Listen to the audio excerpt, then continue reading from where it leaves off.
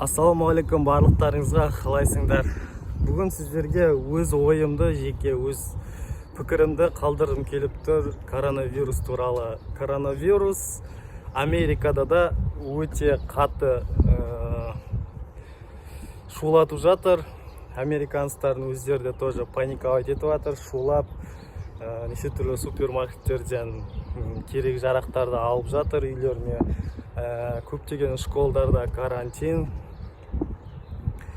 и университеттер тоже онлайн ретінде оқытып жатыр.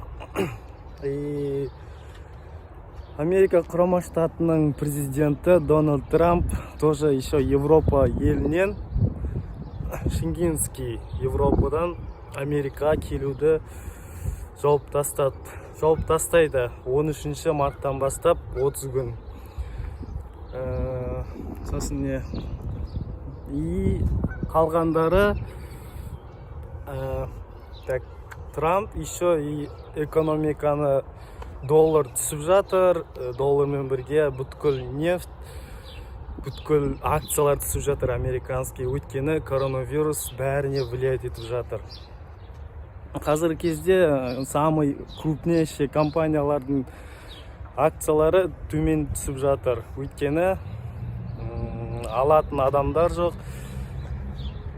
товар оборот айналмайды, туристер уже келмейді, бұрынғыдай концерттер тоже болмауда мүмкін. Сол себепті бүткіл дүниежүзілік примерно кризис деп айтсақ та болатын шығар. Ондай кризис 2008 жылы, 2014 жылы болған екен. Ал нефттің құлауы ол вообще ондай 1991 жылы болған екен, нефттің арзандауы.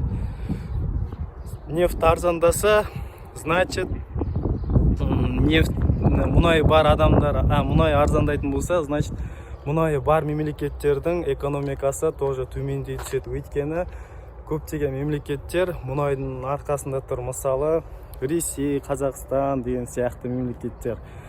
Мұнайдан тапқан табысты олар государствоға жұмсайтын, керек жарақтарын алып. Ал мұнай арзандайтын болса, сататын заттарды арзандай түседі.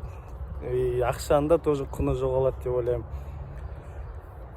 Сол доллар түсіп жатқанда, доллар негізі түспейді, просто доллар дүниежүзілік банк бар, центральный банк, сол барлық адамдарға дүниежүзіне кредит береді, сол процентін түсіріп жатыр. Сосын көптеген проценттер түсіп жатыр Америкада. Үй алуға, акция алуға, кредит алуға деген сияқты. Так, ол жаңағы айтылып жатқанның бәрі сол көбінесе телевизордан, ютубтан, неше түрлі жаңалықтардан көрсетіп жатады. Ал былай Америкада көріп тұрғандай адам жоқ дейсің. Былай Америкада негізі ол білінбейді біздер. Мысалы, біздер жүріп көшеде, былай жұмыс жасап жүріп, барлық жерлерге барып жатырық, ондай алып бара жатқандай вообще байқалмайды, адамның маска киіп жүргенде байқалмайды. Бірақ Нью-Йорк штатында, Нью-Йорк қаласында сол уже адам қайтыс болды деп жаңалықтардан айтып жатыр. Коронавирустан тоже карантин жариялап жатыр. Жалпы негізі коронавирустан дүниежүзінде где-то 100 мыңнан астам адам ауырған екен, соның где-то 4 мыңдай қаза болған екен қазіргі кезде. Бірақ где-то 67 мың, почти 70 мыңдай адам жазылған екен коронавирустан. Коронавирус көбінесе үлкен адамдарға қатты действие етеді екен, өйткені иммунитеті төмендеу болса пас. Сондықтан иммунитеті жоғары адамдарға коронавирус қауіпті деп ойламаймын. Ал бірақ сол үлкен адамдарға қауіпі болуы мүмкін. Сондықтан желательно негізі үлкен адамдарды үйден шығармаған дұрыс деп ойлаймын. Кейбір адамдар Америкада, тоже мен танитын блогерлар, ата-аналарын тоже үйден шығармауға тырысады, өйткені керек жарақтың бәрін өздері апарып береді. Тамағым не керек, мысалы, үйге су керек па, не бәрін. Сондай жағдайлар жасап жатыр. Сол негізі жалпы көп ортаға тоже бармаған жөн. Сосын не айтайын тағы да. Карантин, И керек жарақтарды тоже қазірде алып алсаңыздар болады, өйткені тамақ тоже қымбаттау мүмкін, где-то 10%-қа Қазақстанда.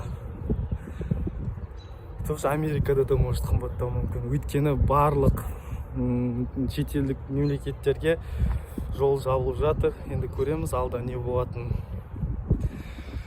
Осы бар информациямен сіздермен бөліскім келді, өз ойымды айтқым келді. Ұнап жатса лайк бас, комментарий қалдырсаңыздар болады. Күн суық бізде, қазір Чикаго жақта.